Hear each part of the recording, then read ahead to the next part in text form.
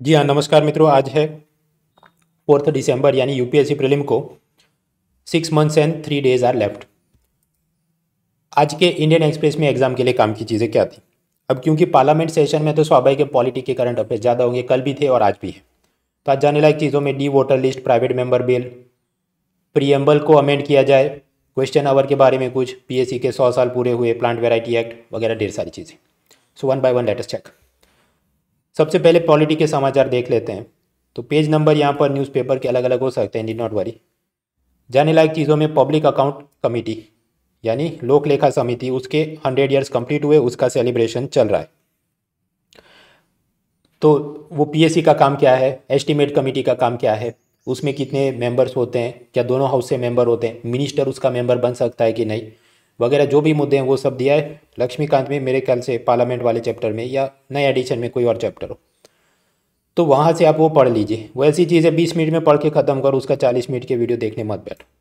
अभी इसमें मैं देखता हूँ कि कुछ बार, अब वैसे मैं खुद ही आपको हमेशा सलाह देता हूँ कि प्रीवियस ईयर्स का एनालिसिस करो और उस हिसाब से तैयारी करनी चाहिए, लेकिन उसका मतलब ये भी नहीं कि एकदम बाबू सोना बन जाना है। कुछ लोग ऐसा कि अच्छा पीएससी का स्ट्रक्चर तो पिछले 5 साल में नहीं पूछा एमसीक्यू में, तो मैं उसको नहीं प्रिपेयर करूँगा, वो काम का नहीं। भाई ऐसी भी छोटी बुद्धि नहीं होनी चाहिए। जो ट्रेडिशनल थियरी एरिया हैं वो हमेशा करके जाना चाहिए। ऐसा कोई ज़रूरी नहीं कि हर साल वो क्वेश्चन आता हो तो ही उसको प्रिपेयर करना चाहिए। यूपीएससी ने कोई स्टैम्प पेपर पे आपको लिख के दिया है कि वो नहीं पूछेंगे। फॉर एग्जांपल इकोनॉमी में एनसीईआरटी में एक कंसेप्ट है मेजर्स ऑफ मनी सप्लाई, उसमें आता है M3। तो आप पुराने कई सालों के पेपर देखिए, M3 का कुछ नहीं पूछा। अभी बीच में एक आध बार पूछ लिया कि आप 1 लाख रुपए बैंक से विड्रॉ करोगे तो M3 पर क्या असर होगी। तो ऐसा ज़रूरी नहीं है, छोटी बुद्धि से काम मत करो कि 3 साल या 5 साल में जो नहीं पूछा तो कभी नहीं पूछेंगे। हालांकि उसका मतलब ये भी नहीं कि हर एक रैंडम और पीएचडी चीज़ जो है वो अपने आप काम की है, no. But if something is given in the routine books, NCERT है और दूसरे जो भी स्टैंडर्ड बुक्स आप पढ़ रहे हैं, तो वो करना है। So keep that in mind. और दूसरा कि स्टेट सर्विस वगैरह में तो ऐसा जनरल नॉलेज पूछ ही सकते हैं, तो छोटी बुद्धि से काम मत करो। दूसरा मुद्दा है प्राइवेट मेंबर्स बिल, निजी सदस्य या निजी सांसद का विधेयक। वो चीज़ क्या होती है, ऐसा व्यक्ति जो मिनिस्टर नहीं है और पार्लियामेंट में अपना बिल पेश कर रहा है। अब उसकी क्या थियरी है, लक्ष्मीकांत में थोड़ी कम है, लेकिन ज़्यादा थियरी मैंने आज से करीब 5 साल पहले एक यूट्यूब वीडियो बनाया था, उसमें दिया था। कुल मिलाकर जाने लायक चीज़ ये है, प्राइवेट मेंबर बिल 1 महीने की एडवांस नोटिस से, और फ्राइडे को उसकी डिस्कशन होती है और उसका चेकिंग करने के लिए डेप्यूटी स्पीकर की लोकसभा की समिति हो वगैरह। अब प्राइवेट मेंबर बिल जो डाले जाते हैं तो usually they will not gate passed, क्योंकि उसको रूलिंग पार्टी का समर्थन नहीं होता है सामान्य रूप से। तो आज़ादी से लेके करीब 14 ही बार ऐसा हुआ कि प्राइवेट मेंबर बिल पास होके कानून बनाओ। जैसे एक बार कुछ एंशियंट मॉन्यूमेंट का एक ऑर्फनेज अनाथालय के बारे में बना था, तो इन रियलिटी वो तो प्राइवेट मेंबर को भी पता है कि मेरा बिल पास नहीं होगा, लेकिन वो कोई मुद्दा पब्लिक डिबेट में लाना चाहता हो या खुद सोशल मीडिया में मशहूर होना चाहता हो तब प्राइवेट बिल लाते हैं। अब ऐसे कुछ इस बार भी चर्चा में इन दिस विंटर सेशन, एक है डी वोटर लिस्ट या डाउटफुल वोटर। वो डाउटफुल मतलब संदिग्ध मतदाता का मतलब क्या, वो मतलब भारत का नागरिक है कि नहीं, या फिर वो बांग्लादेश से आया है या कुछ प्रॉब्लम्स हैं, वो सब चीज़ पर उसकी हियरिंग चल रही होती है। वो हियरिंग चल रही होती है किधर, फॉरेनर्स ट्रिब्यूनल के अंदर। जब तक उसका केस पास नहीं हो जाता तब तक वो ना वोट दे सकता है, ना इलेक्शन के अंदर नॉमिनेशन नामांकन पत्र भर सकता है। तो आसाम के एक मेंबर ऑफ पार्लियामेंट ने प्राइवेट मेंबर बिल पेश किया है। वो ऐसा चाहते हैं कि ये जो डाउटफुल वोटर्स हैं, अगर उनका नाम एनआरसी यानी नेशनल रजिस्टर ऑफ सिटीजन में हो तो उसको इलेक्शन भी कंटेस्ट किया जाए देने चाहिए और उसको वोट भी देने की अनुमति देनी चाहिए। अब ऐसा हो या ना हो वो तो ठीक है, लेकिन वो ऐसा डिबेट में लाना चाहते थे, इसलिए उन्होंने ऐसा प्राइवेट मेंबर बिल लेकर आए। उसी तरह केरला से राज्यसभा के बीजेपी एमपी, उन्होंने भी अपना एक प्राइवेट मेंबर बिल पेश किया है। वो चाहते हैं कि कॉन्स्टिट्यूशन का प्रीएम्बल अमेंड किया जाए। संविधान का उद्देशिका आमुख प्रस्तावना, उसमें जो है इक्वालिटी ऑफ दिस दैट, उसी को वो चेंज करना चाहते हैं। प्रेजेंटली क्या लिखा है, equality of status and opportunity, यानी प्रतिष्ठा और अवसर की समानता। तो ये एमपी अपने प्राइवेट मेंबर बिल से ऐसा चाहते हैं कि इसको अमेंड करके हो जाए equality of status and opportunity to be born, पैदा होने में समानता। मतलब कि ये जो फीमेल इन्फेंटिसाइड होता है, लड़कियों को गर्भ में मार देना, वो ना होना चाहिए। इक्वालिटी टू बी फेड, मतलब ये सब फूड सिक्योरिटी में खाना मिले। इक्वालिटी टू बी एजुकेटेड, सबको शिक्षा का अवसर मिले। Equality to get a job and to be treated with dignity. तो वैसे तो वो सब है ही, या तो अपने फंडामेंटल राइट्स में है, कुछ फंडामेंटल ड्यूटीज़ में है, कुछ directive principle of state policy में, लेकिन वो चाहते हैं कि ये इलेबरेट होके प्रीएम्बल में लिखा जाए। अब असल में ऐसा होगा कि नहीं, तो राज्यसभा के डेप्यूटी चेयरमैन वो पहले तो डिसाइड करेंगे कि ये वाला बिल अलाउ करना है कि नहीं, उसके बाद वो और चर्चा होती रहेगी।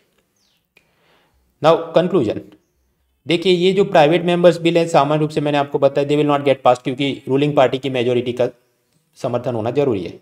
लेकिन ये क्यों पेश किए जाते हैं? For a constructive deliberative behaviour of legislature, कि गवर्नमेंट को, पब्लिक एट लार्ज को, मीडिया को उसका पता चले, उस पर चर्चा हो। तो रियल वैल्यू उसमें हम ये नहीं मेजर कर सकते कि वो पास हुआ कि फेल हुआ, वो तो ज़्यादातर फेल ही होना है। उसकी मेजरमेंट ऐसे होगी उसकी असर की, कि उससे पत्थर जो तालाब में फेंका तो कितनी लहरें पैदा हुई, कितनी पब्लिक ने, सरकार ने डिबेट की उस पर। That is the real benefit of private members bill. फिर पॉलिटी लेजिस्लेचर में central vigilance commission amendment, Delhi special police establishment amendment, ये क्यों करेंगे? क्योंकि एनफोर्समेंट डायरेक्टरेट और सीबीआई का जो चीफ होगा उसका कार्यकाल कितना होना चाहिए? 2 साल, फिर वापस 2 साल प्लस 1 साल extra if in public interest, जनहित में करना हो तो। मतलब कुल मिलाकर कितनी टर्म हुई? 2 साल की एक टर्म, फिर 2 साल की एक टर्म, और 1 साल और एक्स्ट्रा मिले तो 5 साल तक उसको रह सकते हैं, मतलब पुनः नियुक्ति उसको मिल सकती है। और इसमें ऑपोजिशन को क्यों मज़ा नहीं आ रहा है और वो सब सीबीआई का दुरुपयोग होता है ऑपोजिशन को परेशान करने, वो सब हम पहले देख चुके हैं। उसके बाद क्वेश्चन आवर के बारे में है। क्वेश्चन आवर यानी प्रश्नकाल, जिसमें सब अलग अलग मेंबर ऑफ पार्लियामेंट सरकार को प्रश्न पूछते हैं। क्या किसी प्राइवेट मेंबर को भी प्रश्न पूछा जा सकता है? मतलब मिनिस्टर को तो प्रश्न पूछे, वो तो लॉजिक से समझ में आता है, लेकिन प्राइवेट मेंबर को भी प्रश्न पूछा जा सकता है अगर उसने अपना प्राइवेट मेंबर बिल पेश किया हो, या फिर वो किसी पार्लियामेंट स्टैंडिंग कमेटी के अंदर बैठा है या उसका चेयरमैन है और फिर दूसरे लोग उसे प्रश्न पूछना चाहते हैं। So yes, even we can, the MP can ask question to a private member who is not a minister. अब उसमें बाकी सारी जितनी थियरी है वो लक्ष्मीकांत में पढ़ लेना, वो स्टार क्वेश्चन, अनस्टार क्वेश्चन वगैरह, या फिर इंडियन एक्सप्रेस की ये वाली एक्सप्लेन सीरीज में भी दे सकते हैं। अब चर्चा में क्यों चल रहा है? क्योंकि कुछ क्वेश्चंस को डिसअलाउ कर दिया।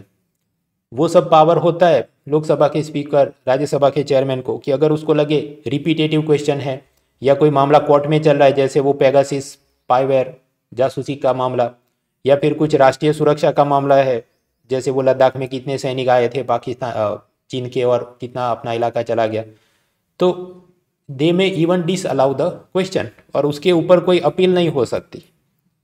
There is no further appeal mechanism जहाँ पर ये एमपी जाके शिकायत करे मेरा क्वेश्चन अलाउ करो। तो उस पर ये आज चर्चा थी। फिर आगे मुद्दा जनरल स्टडीज मेंस पेपर 2 में कंपेयरिंग कॉन्स्टिट्यूशन। अब उसमें एक मुद्दा ये चल रहा है कि American senate passes stop gap funding bill to avoid government shutdown. वो कुल मामला ऐसा है कि संसद अगर बजट पास नहीं करे तो सरकार चलाने में दिक्कत आ सकती है, क्योंकि वहाँ सिस्टम थोड़ी अलग है। ये ज़रूरी नहीं है कि जो प्रेसिडेंट है उसी की पार्टी वहाँ की संसद में मेजोरिटी में हो। जैसा भारत में प्राइम मिनिस्टर है तो उसकी पार्टी मेजोरिटी में होगी लोकसभा में, इसलिए उसकी बजट पास होना तो लगभग तय है। अमेरिका में ऐसा नॉट ऑलवेज नेसेसरी, क्योंकि प्रेसिडेंट की इलेक्शन अलग होती है, संसद के सभ्यों की इलेक्शन अलग होती है। तो वो सब में लॉकडाउन कुछ बार हो जाता था, शटडाउन हो जाता था कि संसद बजट पास नहीं करे और सरकार की, गवर्नमेंट स्टाफ की सैलरी नहीं हो पाए। वो सब को रोकने के लिए कुछ नया वो संशोधन कर रहे हैं कानून में। हम वो पढ़ने बहुत नहीं बैठेंगे। उसका कारण ये है कि ये जो फाइनेंशियल एडमिनिस्ट्रेशन टॉपिक है, वो पब्लिक एडमिनिस्ट्रेशन अगर आपका ऑप्शनल सब्जेक्ट हो तो आपने इसको और बारीक से पढ़ना चाहिए कि what are the provisions for passing of the budget in various different governments. जहाँ तक यूपीएससी मेंस पेपर 2 में बात है कंपेयरिंग कॉन्स्टिट्यूशन, तो अगर आप पुराने पेपर देखें तो ज़्यादातर वो कंपैरिजन जो पूछते हैं वो बहुत ही जनरल ब्रॉड सेंस में, कि फ्रांस और भारत के सेक्युलरिज्म में क्या अंतर है, इंग्लैंड और भारत की जुडिशियल सिस्टम में क्या अंतर है, political system of India and US में क्या अंतर है। तो उस हिसाब से आगे पीछे की थोड़ी समझो, जितना मैंने आपको बताया कि ओके बजट पास करने में कुछ प्रॉब्लम आ सकती है, दैट इज सफिशिएंट। अब exactly what provisions they have given हो सकता है इसकी भी एक्सप्लेन सीरीज आए, तो बहुत ज़्यादा दिमाग खर्च करने का फायदा नहीं। तो पॉलिटी के कुछ ये समाचार थे। फिर इंटरनेशनल रिलेशन डिफेंस, 4 दिसंबर को नेवी डे क्यों मनाते हैं? क्योंकि उस वक्त ये जो 1971 बांग्लादेश लिबरेशन वॉर में भारत की नेवी ने पाकिस्तान के जहाज़ों को मार गिराया था। फिर और समाचार, इंडिया श्रीलंका कोऑपरेशन। तो कोरोना के बाद श्रीलंका के अर्थतंत्र को वापस खड़ा करने के लिए भारत उसको 4 सूत्रीय या 4 स्तंभ वाला 4 पिलर मदद करेगी कि वहाँ क्या क्या होगा। फूड एंड हेल्थ सिक्योरिटी, मतलब हम उसको अनाज भेजेंगे, फ्री में वैक्सीन भेजेंगे। एनर्जी सिक्योरिटी, मतलब उसको क्रूड ऑयल खरीदना होगा, पैसा कम पड़ा हो तो भारत सरकार लोन देगी। करेंसी स्वैप, यानी बैलेंस ऑफ पेमेंट क्राइसिस हो जाए श्रीलंका में, डॉलर्स की उसको ज़रूरत हो तो भारतीय रिजर्व बैंक उसको डॉलर मुहैया कराएगा, जो श्रीलंका वाले भविष्य में हमको वापस करेंगे। एंड इंडियन इन्वेस्टमेंट, तो हम लोग वहाँ पर वो सब पोर्ट डेवलपमेंट, इंफ्रास्ट्रक्चर डेवलपमेंट में सरकार कुछ मदद करे। हालांकि हम तो मदद करना चाहते थे, लेकिन वो बार बार चीन की गोद में बैठ जाता है और प्रोजेक्ट कैंसिल करवाता है। पिछले साल ऐसा हुआ था, याद करो। और क्या समाचार चल रहे हैं?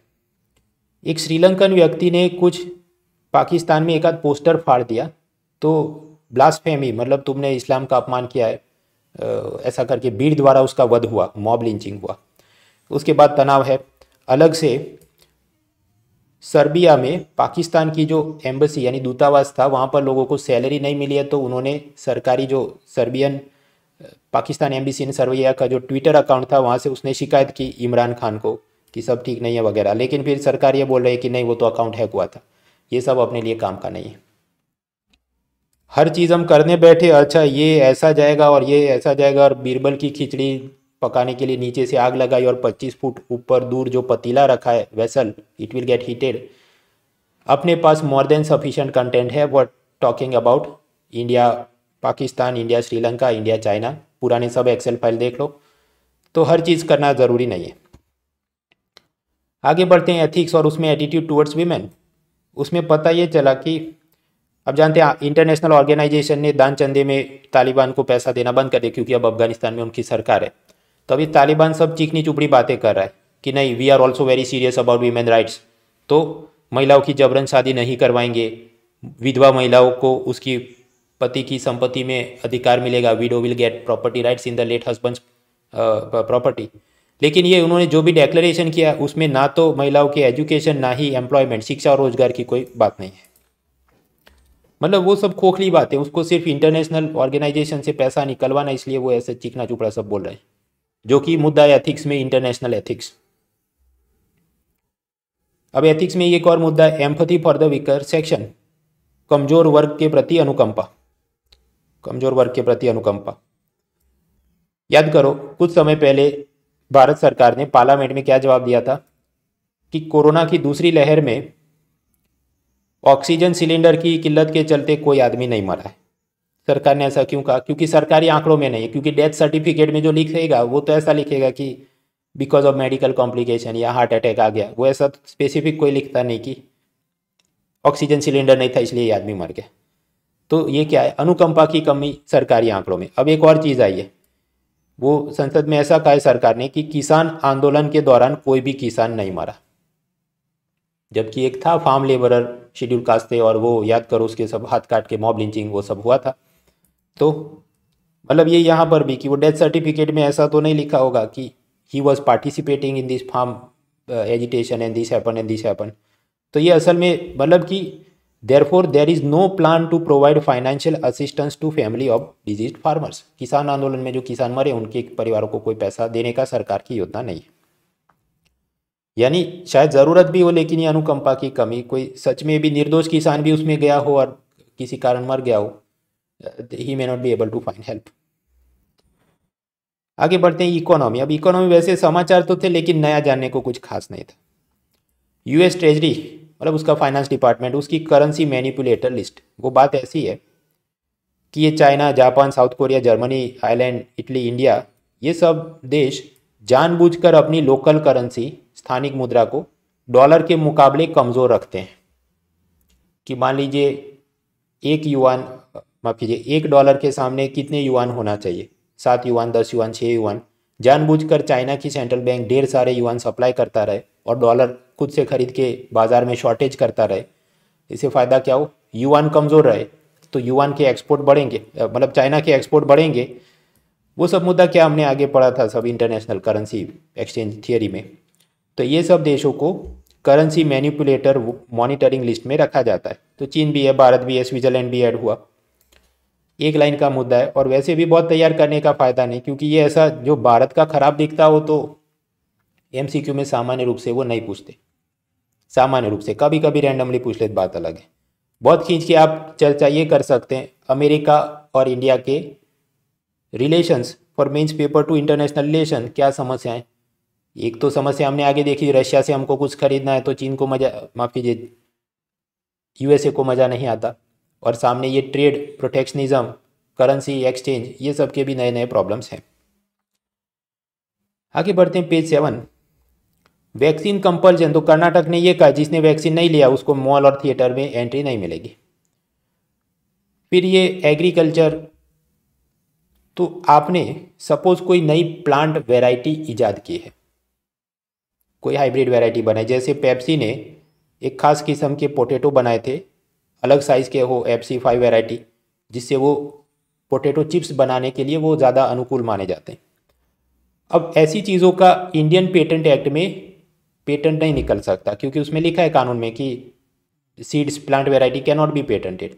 लेकिन पेप्सी ने ये बनाया है तो उसको कुछ तो मिलना चाहिए, उसका अधिकार पत्र, सम इंटेलेक्चुअल प्रॉपर्टी राइट। तो उन्होंने protection of plant varieties and farmers right act, ऐसा 2001 का कानून है, उसमें वो रजिस्टर कर सकते हैं। फिर वो पेप्सी कंपनी को इंटेलेक्चुअल प्रॉपर्टी राइट मिलेगा ये पर्टिकुलर प्लांट वैरायटी के लिए, FC5 पोटैटो वैरायटी के लिए।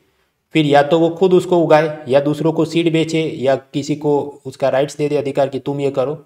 Other people can not do it without permission of Pepsi company. हाँ, तो पेप्सी कंपनी बहुत सारे किसानों को कॉन्ट्रैक्ट फार्मिंग में इसके सीड या प्लांटिंग मटेरियल देता था कि तुम उगाओ, हमको बेचना और हम इससे पोटैटो चिप्स बनाएंगे। तो दिक्कत कहाँ आई, गुजरात के कुछ किसान जिन्होंने ये कॉन्ट्रैक्ट साइन किया था, फिर वो कॉन्ट्रैक्ट एक्सपायर हुआ, रिन्यू नहीं हुआ, तो वही किसान वही पोटैटो वैरायटी उगाते रहे, क्योंकि जो पुराने जो भी सीड या प्लांटिंग मटेरियल है उससे नए पोटैटो और फिर और चलते रहे, और वो किसी राइवल कंपनी को बेच रहे होंगे। तो पेप्सी ने ये सब किसानों पर करोड़ों के दावे लगा दिए, मुकदमे किए। हालांकि बाद में मीडिया में आउटरीच और होगा कुछ पॉलिटिकल प्रेशर ऊपर से कि ये सब ठीक करो वरना टैक्स के केस निकालते हैं तुम्हारे वोडाफोन टाइप के।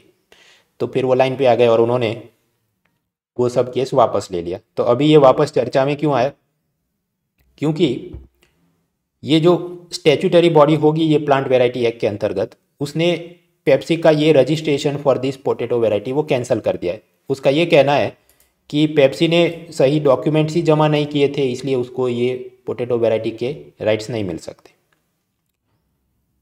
ये बौद्धिक अधिकार पत्र ही, बौद्धिक संपदा अधिकार पत्र ही रद्द किया क्योंकि आपने सारी जानकारी या दस्तावेज नहीं दिए थे। आगे फिर आज कुछ कॉलम्स है। अब कॉलम्स तो ढेर सारे थे लेकिन काम की एक आधी चीज़ लगी और वो था इंश्योरेंस पेंशन के बारे में। वो इकोनॉमिस्ट जीन रेजी की एक कॉलम। कुल मिलाकर बात ऐसी है, भारत में अलग अलग पेंशन योजनाएं चलती हैं कि जैसे मिडिल क्लास हो तो NPS, लेकिन वो ऐसा है कि आपने खुद के पॉकेट से पैसा कंट्रीब्यूट करना पड़े। अब सरकारी एम्प्लॉय हो तो थोड़ा पैसा सरकार देगी, उसमें बाकी तो आपने खुद से संभालना है अपना। Lower middle class and poor people, तो उनके लिए भी ऐसी बहुत सारी योजनाएं कि जहां उन्होंने अपने पॉकेट से कुछ पैसा कंट्रीब्यूट करना है, सामने फैक्ट्री का मालिक या सरकार उसके अकाउंट में कुछ पैसा कंट्रीब्यूट करे, जैसे EPF, अटल पेंशन, श्रम योगी, कर्म योगी, किसान मानधन, ये सब ऐसी स्कीम्स हैं और फिर आपको पेंशन मिले। अगर कोई आदमी बहुत ही गरीब है कि खुद के पॉकेट से कोई सब्सक्रिप्शन या प्रीमियम फी नहीं दे सकता, तो इसके लिए एक योजना है नेशनल सोशल असिस्टेंस प्रोग्राम, राष्ट्रीय सामाजिक सहायता कार्यक्रम। वो ऐसा है कि BPL, below poverty line family के फिजिकली हैंडीकैप पर्सन, विडोज़, विधवाएं और बुजुर्ग, उनको करीब 200 रुपये हर महीने पेंशन मिलता है। अब यही नेशनल सोशल असिस्टेंस प्रोग्राम के नीचे एक सब स्कीम है जिसका नाम है नेशनल फैमिली बेनिफिट स्कीम। वो ऐसा कि BPL फैमिली का ब्रेड विनर यानी परिवार का मुखिया अगर मर जाए तो फैमिली को 20,000 रुपये का इंश्योरेंस मिलता है। अतः आप सोचो क्या 200 रुपये में महीना चल जाए, या 20,000 रुपये मिले तो जो मर गया घर का व्यक्ति, आपका पूरा 2-3 साल का राहत रहेगी? नहीं, नॉट पॉसिबल। तो यहाँ पर वो कॉलमनिस्ट जिन रेजी का क्रिटिसिज्म किया कि अमाउंट बहुत कम है, इसको बढ़ानी चाहिए, कम से कम लाख रुपए तो देना चाहिए मरने पर। और ये जो पेंशन भी यह दिया जा रहा है हर महीने, वो भी थोड़ा बढ़ाना चाहिए, 8,000 10,000 कुछ, तो ये वो सम्मान से जी सके। लेकिन सरकार ये सब कर नहीं रही है। ऐसा क्यों हो रहा होगा? बजट में कम पैसा डालेंगे, लाभार्थियों की संख्या कम रखेंगे, क्योंकि सरकार ये चाहती है कि गरीब लोग भी अपने पॉकेट से कुछ कंट्रीब्यूशन दे। जैसी योजना अटल पेंशन, श्रम योगी मानधन, कर्म योगी मानधन, किसान, ये सब में ऐसा है कि जो पर्टिकुलर पुअर पर्सन है अपने पॉकेट से सपोज वो 55 रुपये दे, गवर्नमेंट 55 रुपये दे, फिर वो इन्वेस्ट हो, फिर उसको पेंशन मिले, ऐसी योजना है। क्योंकि सरकार के पास इतने फीजल रिसोर्सेज नहीं है, वित्तीय संसाधन नहीं है कि सबको संभाल सके। और ये इसलिए क्योंकि ब्लैक मनी की प्रॉब्लम है, टैक्स लोग नहीं भरते हैं एंड सो फॉर्थ। तो वो सब सोचने गौर करने के विषय when you are writing about budget challenges, public finance challenges, या ये पॉवर्टी हंगर रिलेटेड इश्यूज। फिर आगे इकोनॉमी के पेज 14 में डिजिटल पेमेंट। अब उसमें ये international financial services centre authority IFSCA, जो एक स्टैट्यूटरी बॉडी है जिसका काम है गिफ्ट सिटी और ऐसे सब IFSC को रेगुलेट करना, उन्होंने कुछ नया सेमिनार वर्कशॉप करवाया, इन्फिनिटी फॉर्मर या कुछ। अब उसमें सब prime minister, finance minister, Mukesh Ambani आके सब चिकनी चुपड़ी बातें कर रहे हैं फिनटेक के बारे में, डिजिटल पेमेंट टेक्नोलॉजी के बारे में। हम पढ़ने नहीं बैठेंगे फॉर अ सिंपल रीजन, ये इकोनॉमी और डिजिटल पेमेंट में काफ़ी बार हम सब कुछ पढ़ ही चुके हैं कि वो सबसे क्या फ़ायदा होगा। उसी तरह ministry of electronics and IT ने ब्लॉकचेन टेक्नोलॉजी की मदद से गवर्नेंस में क्या फ़ायदे हो, वो वही सब पुरानी चिकनी चुपड़ी बातें रिपीट हो रही है। ये पिलर 1A1 यानी डिजिटल इकोनॉमी पेमेंट, उसके मेरे इकोनॉमी के कोर्स में वो सब हम पढ़ चुके। उसी तरह एक मुद्दा चल रहा है कि ये विंटर सेशन में फाइनेंस मिनिस्टर ने पार्लियामेंट से करीब 3.70 लाख करोड़ रुपीस की सप्लीमेंट्री डिमांड की। देखिए, एक तो बजट जो फरवरी में पेश किया जाता है उसमें वो पैसा मांगेंगे कि इतना हमको टैक्स में पैसा आएगा, इतना डिसइन्वेस्टमेंट से, इतना ये रेलवे टिकट सेल से, और सामने हमारे इतने खर्चे हैं, इतना हम कर्जा लेंगे बाजार से या RBI से। तो पाया जाता है कि सामान्य रूप से बजट में जो आंकड़े पेश किए जाएं, जो बोला हो कि टैक्स कलेक्शन 16 लाख करोड़ होगा, लेकिन असल में वो बढ़ा चढ़ा कर बोलते हैं, गुलाबी चित्र पेश करते हैं ताकि ऑपोजिशन मीडिया हंगामा नहीं करे। लेकिन रियलिटी में उनको पता होता है कि ये जो निशाना है वो इधर सेंटर में लगेगा ही नहीं। असल में सरकार को पता होता है कि टैक्स का पैसा तो हमको हार्डली 13 लाख करोड़ ही आएगा। तो फिर जो पैसा जितना कम पड़ा योजना चलाने के लिए, तो ये मानसून सेशन, विंटर सेशन में सप्लीमेंट्री ग्रांट मांगी जाएगी, जितना इधर कितना कम पड़ा 16 13, तो 3 लाख करोड़ कम पड़ा तो वो मांगे। यानी कि सरकार की फीजल मार्क्समैनशिप, मार्क्समैन मतलब निशानेबाज, वो ठीक नहीं है। ये सब चीज़ खराब क्यों है? फाइनेंस कमीशन ने पाया कि बाद में टैक्स हैरेसमेंट होता है, नोटिस भेजे जाएं, मामले में मैटर ना भी बनता हो तो भी कि तुम ये टैक्स लाओ, वो टैक्स लाओ, ये वोडाफोन और केन वगैरह में जो हो रहा था। या फिर दूसरा प्रॉब्लम ये आता है कि टाइम पर सरकार अलग अलग कॉन्ट्रैक्टर को पैसा नहीं देती, तो स्कूल, हॉस्पिटल, रोड जो बनने चाहिए या तो टाइम पर नहीं बनते या अच्छी क्वालिटी के नहीं बनते। तो वो सब चल रहा है, चिंता का विषय। अब ये वोडाफोन के ऊपर रेट्रोस्पेक्टिव टैक्स मांगा था, फिर सरकार, मोदी सरकार ने वो सब चीज़ को रद्द किया। तो वोडाफोन ने कहा कि हम भी अपनी तरफ से सारे केस वापस लेंगे और आप ये केस हमारे खिलाफ रद्द करिए। वो जो पूरी मैटर क्या है ऑलरेडी मैं पढ़ा चुका हूँ Win21 लेक्चर सीरीज़ में, लास्ट लेक्चर था, free lecture series you can see, unlock code है monal.org। फिर international organisations, international monetary fund, उसमें चीफ इकोनॉमिस्ट कौन थी? गीता गोपीनाथ। लेकिन जनवरी 2022 में उसका वो कार्यकाल बंद होने वाला था, तो वो वापस हार्वर्ड में पढ़ाने जाऊंगी। लेकिन अब उसको बोला आप मत जाइए, हम आपको IMF का जो टॉप मोस्ट पर्सन होता है उसके बाद दूसरे नंबर का टॉप मोस्ट पर्सन यानी first deputy managing director FD/MD आपको हम बनाएंगे। वैसे भी IMF में वो क्रिस्टलिना जॉर्जिएवा थी, वो खुद भी नेगेटिव न्यूज़ में है कि पहले वो जिधर वर्ल्ड बैंक में नौकरी करती थी या कुछ, तो प्रेशर डाला था उसने कि ईज़ ऑफ डूइंग बिजनेस में चाइना का सब अच्छा दिखाओ वगैरह। तो हो सकता है भविष्य में कि ये आगे आगे बढ़ते बढ़ते IMF की MD भी बन सकती है, तो वो भी, but then America and other countries need to support that. खैर वो जब होगा तो देखेगा। अभी आप जानते हैं गुरुवार और रविवार को मैं छुट्टी रखता हूँ, तो कल मैं करंट अफेयर्स का वीडियो नहीं बनाऊंगा। कल के न्यूज़पेपर में जो होगा, वैसे रविवार के न्यूज़पेपर में कम ही चीज़ होती है, वो सब हम देख लेंगे मंडे वाले में। और मंडे रात 8 बजे तैयार हो जाइए, मुणांस मंडे करंट अफेयर्स 20 प्रश्नों की टेस्ट होती है। You are welcome to participate.